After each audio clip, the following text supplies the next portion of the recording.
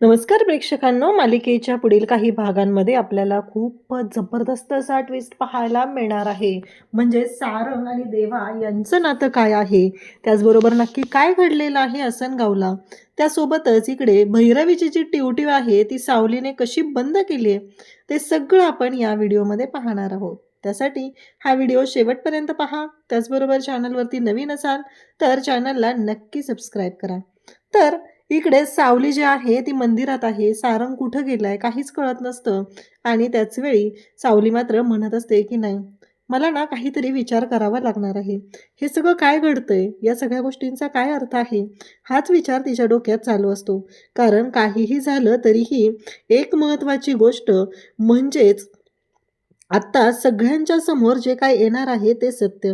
कारण इकडे सावली जी काय आहे ती वाट बघत असते, ती गाणं गात असते. ती म्हणत असते की नाही, काही करून मला आत्ता सारंग सर कुठे आहेत ते कळलं पाहिजे. नाहीतर देवा, माझा तुझ्यावरचा विश्वास उडून जाईल आणि मी कधीच तुझ्यापुढे हात जोडणार नाही. इकडे सारंग आता पुन्हा शोध घेऊन त्याला वेगळा काहीतरी भास झालेला असतो म्हणून तो बाहेर गेलेला असतो. तो शोध घेत घेत पुन्हा माघारी घरी येतो आणि पाहतो तर काय, सावली घरात नाहीये. सावली कुठे गेली?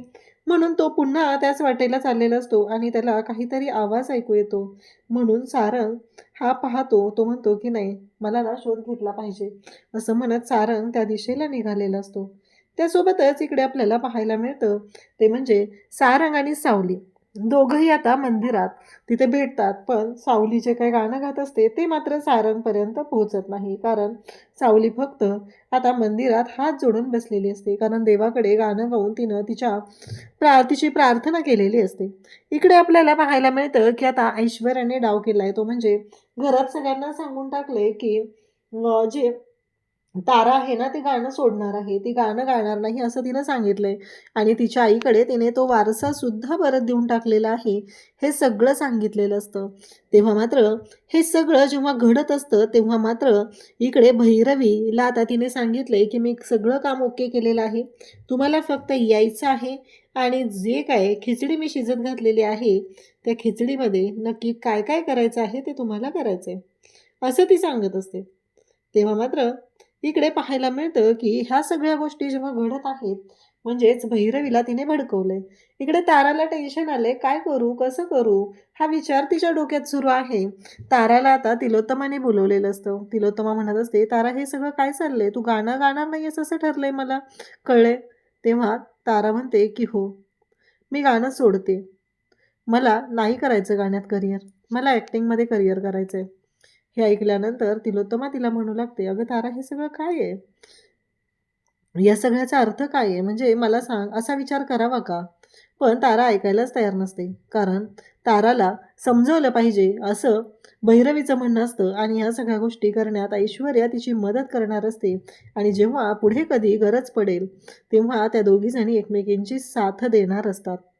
इकडे देवाच्या बाबतीत म्हणजे यशवंत काकांच्या बाबतीत आता फोन आलेला असतो. सारंग आणि सावली दोघं भेटलेले असतात. ते आता माघारी येतात आणि मग सारंग आणि सावली दोघंही देवाला भेटायला जातात. कारण देवाचे जे आश्रमातले बाबा म्हटलं पाहिजे, कारण त्यांनी त्याला सांभाळलेलं होतं, लहानाचं मोठं केलेलं होतं, ते वारलेले असतात. सावलीला तो सांगत असतो की इतके दिवस झालं मी माझ्या आईबाबांचा शोध घेतोय. नक्की माझे आईबाबा कोण आहेत? काय झालं असेल? या सगळ्या गोष्टींचा मी शोध घेत असतो. पण आजपर्यंत मला त्याचं उत्तर मिळालेलं नव्हतं. आज मला कळलंय की आसनगावच्या ठिकाणी एक अपघात झालेला होता आणि त्याच्यामध्ये हे सगळं झालेलं आहे. तेव्हा सावली म्हणते, काय झालं देवाभाऊ हे सगळं? काय आहे या सगळ्याचा अर्थ? असं सावली देवाशी बोलत असते. देवाला सुद्धा वाईट वाटत असतं.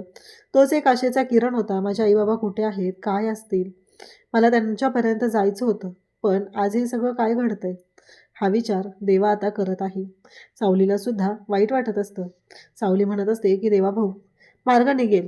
नक्की मार्ग निघेल. तुमचे आईबाबा तुम्हाला भेटतील. असं सावली सांगत असते. त्याचबरोबर इकडे आपल्याला पाहायला मिळतं ते म्हणजे की सावलीने देवाला आधार तर दिलेला आहे, पण नक्की आता देवाचे आईबाबा कोण आहेत?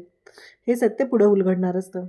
आता भैरवी इकडे तिलोत्तमाकडे आलेली असते आणि भैरवीचं आल्याला सुरू झालेलं असतं. त्याचवेळी तिलोत्तमा तिचीही समजूत घालत असते. भैरवी म्हणत असते की मला कळतच नाहीये ह्या ताराचं नक्की काय करायचंय. तारा म्हणते, मामा मी तुला सांगितलंय ना एकदा, मला नाहीये गायचं गाणं, मी नाही गाणार आहे. तेव्हा सावली सुद्धा तिथं असते. भैरवी म्हणते की हिचं मी अजिबात ऐकून घेणार नाहीये.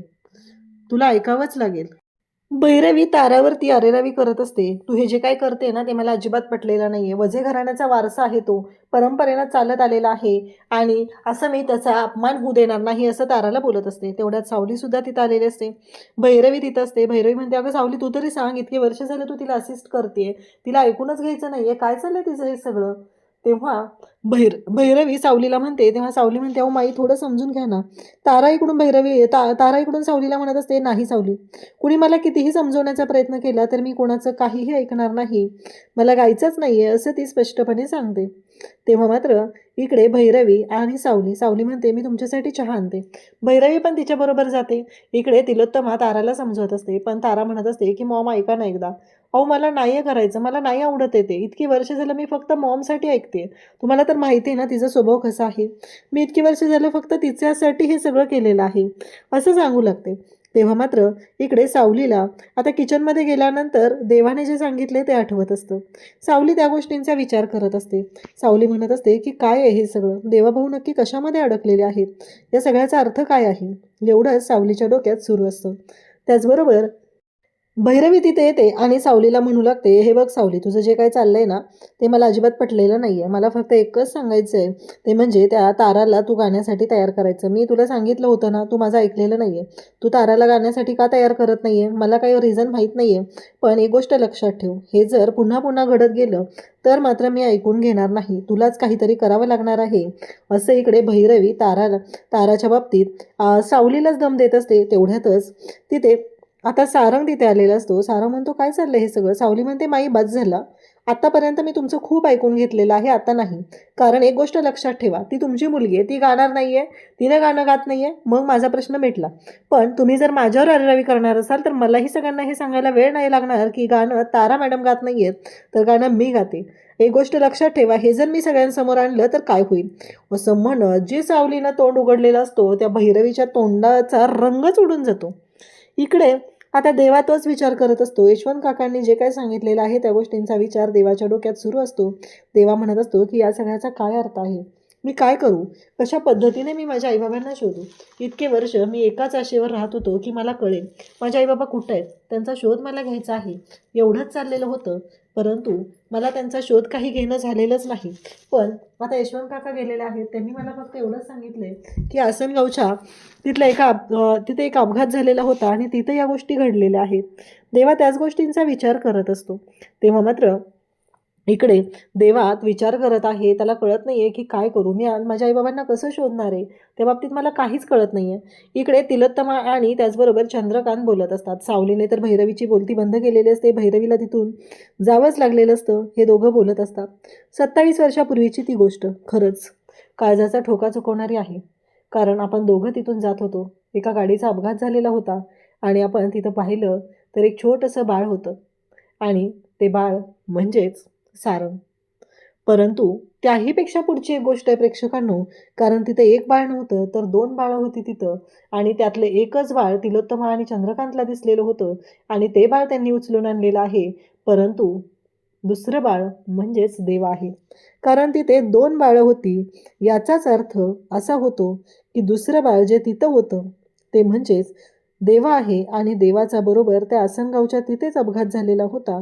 या गोष्टी अशा पद्धतीने समोर आलेल्या असतात. तिलोत्तमा आणि चंद्रकांत दोघंही बोलत असतात. या पद्धतीने हे सगळं झालेलं असतं.